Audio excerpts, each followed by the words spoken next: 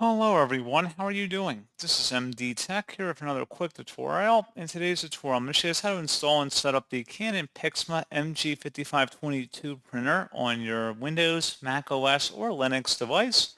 So this should hopefully be a pretty straightforward process here, guys. And without further ado, let's go ahead and jump right into it.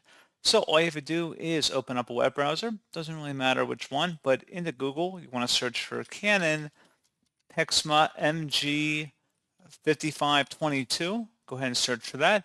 Best result should be for a Canon support page, Canon support for PIXMA MG5522. Go ahead and open that up.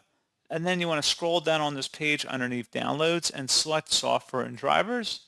You can select your operating system as well as the version number if it's not automatically detected here. And then scrolling down to the next section, you want to select the item in here that says the print driver and scan utility installer. Go ahead and select the download button for that. And once it's done downloading, go ahead and open it up to run it. It should be a verified publisher, Canon Inc. Select yes.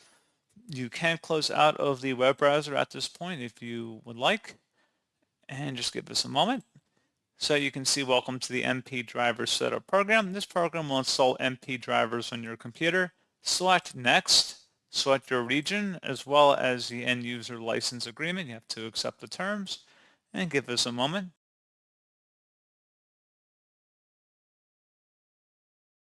And you can select either connecting via a wireless LAN connection or USB, and then you would select next to continue. And that is all you'd have to do. You would have to make sure your printer is connected to your Wi-Fi network, or if you have a cable connection, make sure it's plugged in properly. And that's pretty much all you'd have to do.